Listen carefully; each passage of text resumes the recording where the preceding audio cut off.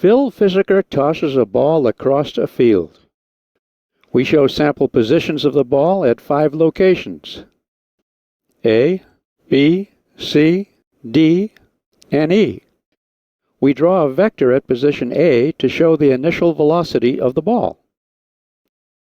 At this position, the ball has just left Phil's hand, so no further throwing force acts and remains with the ball. Once out of his hand, the only force on the ball is that due to gravity, and the force of air resistance. To make the physics clear, we'll assume air resistance can be neglected. This vector has 2 components: a vertical one that changes due to gravity, and a horizontal one that remains unchanged as long as no horizontal forces, such as air resistance, act on the ball. At position B, we draw a shorter vertical component due to the loss of speed going upward. It's shorter than the component at A. But the horizontal component is the same as at A. We construct the resultant velocity vector at this point. At position C, at the top of the path, the vertical component has shrunk to 0. Only the horizontal component remains, which is then the vector for velocity at this highest point. Note that its length is the same as elsewhere. So how fast does the ball travel at the top of its path? 0 if tossed vertically. At other angles, velocity at the top is the same as the initial horizontal component of velocity, and the horizontal component at other positions. At position D, we have much the situation as in B. Same size horizontal component, but with the vertical component directed downward. So the resultant of these components gives the velocity vector at D. Note it's sort of an upside-down image of the situation at position B.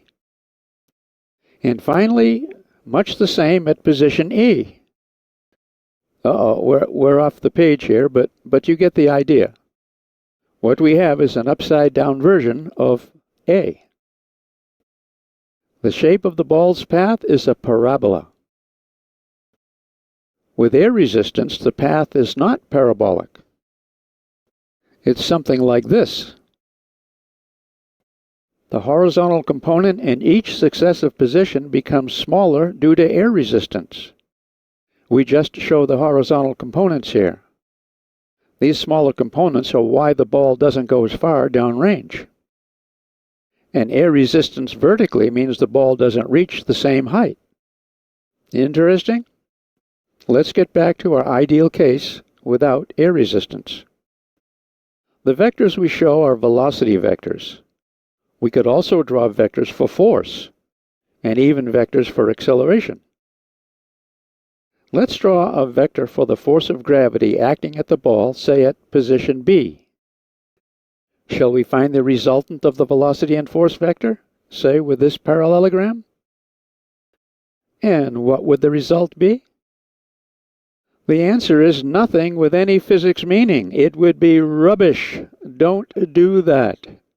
You can't combine velocity vectors with force vectors. They're different animals.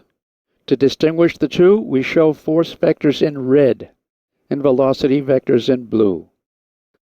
Phil Physiker says it well. Take care with velocity and force vectors on the same diagram. They don't combine.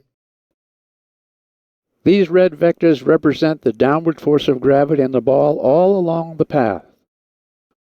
Although velocity varies along the path, we see that the force of gravity does not. It remains constant.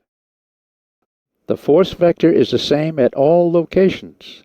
Velocity vectors are one thing, force vectors are another. I want to lead up to a concluding question. We could as well have drawn acceleration vectors in this lesson, but we didn't. And a little thought will tell you that they'd compare well with the force vectors. After all, force and acceleration are directly proportional. Here's my question. What would an acceleration vector look like at the top of the path at point C? What would be the acceleration of the ball at this highest point? Think carefully about that. Until next time, good energy.